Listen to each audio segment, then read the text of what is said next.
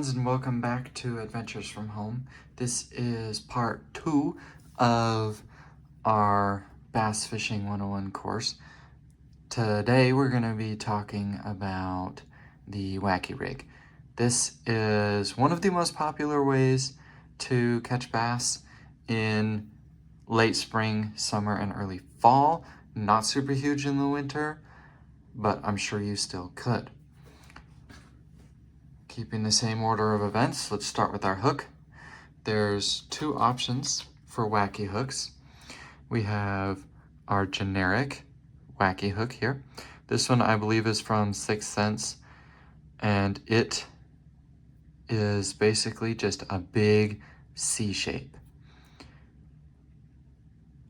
And then you can also get weedless Wackey hooks. They have these little two metal prongs up here that are flexible, and they can help keep the weeds out of the way of your hook. However, they can also slightly reduce your hookup ratio. That's not been a big problem for me, but some people despise these hooks because of it. It's kind of something you're going to have to figure out for yourself. For this video, we're going to go ahead and use the non-weedless variety because it's easier to demonstrate on. So, there's two bait options for the Wackey Rig. First, the most popular is a Senko. These are, I believe, watermelon. These are yum dingers.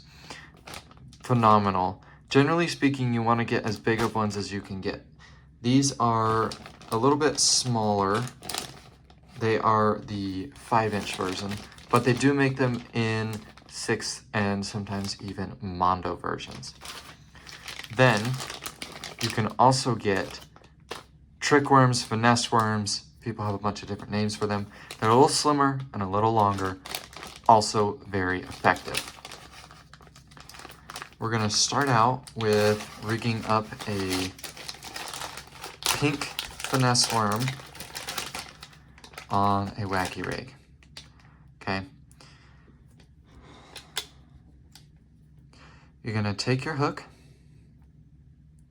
and we're not going to go through tying it onto your rod because that's just super simple and not the point of this video. So this is probably the easiest rig that you can do. You just go to about the midpoint of the worm, poke it in about halfway through the worm, and then roll it out of the top. Now, you want to make sure, as always, that your hook is straight in line with your bait. Then you're going to tie it on, and it's going to look like this. And for fishing it, you're going to throw it out, and you're just going to do jiggle, jiggle, jiggle, jiggle, and these waves are going to flip around.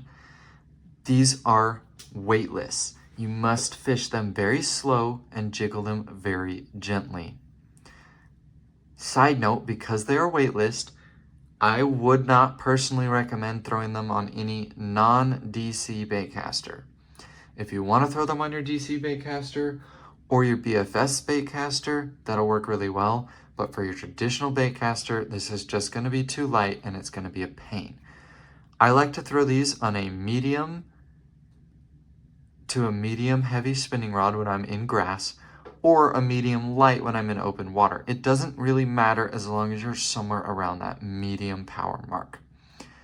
Because these are a finesse presentation, I'll generally do a fluorocarbon leader, but that is not a necessity. So that's it with the finesse worm. So we're gonna go ahead and show you. It's pretty much the same thing with the Senkos.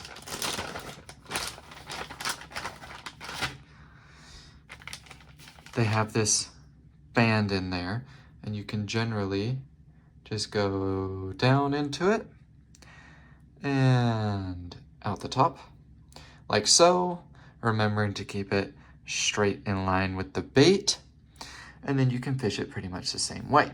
Now, with these Senkos, there is an additional thing that you can add that would change it to what is called a Nico rig.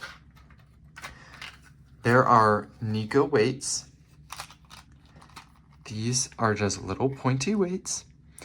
And these are, I believe, 3/32 of an ounce, and then I broke them in half to save money. Because I will say now, you're gonna lose a lot of worms when you're fishing with Senkos. Because if you can imagine, they're not held on very well. But you generally get 1 to 2 fish per worm, and I see that as worthwhile. So with that Nico weight, this one already has one pushed into the head that you can kind of see. But you just push it into the head of the worm until it's fully in, and then the little ribs that are in the bait or in the weight will bite into the head of the worm, and it will try and not fall out.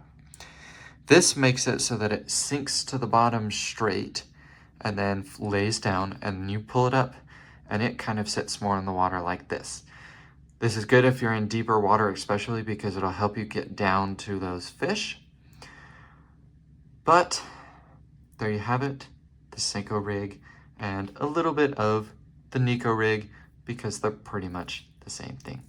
Thank you guys for watching. I will see you on part 3 of our Bass Fishing 101. Thank you.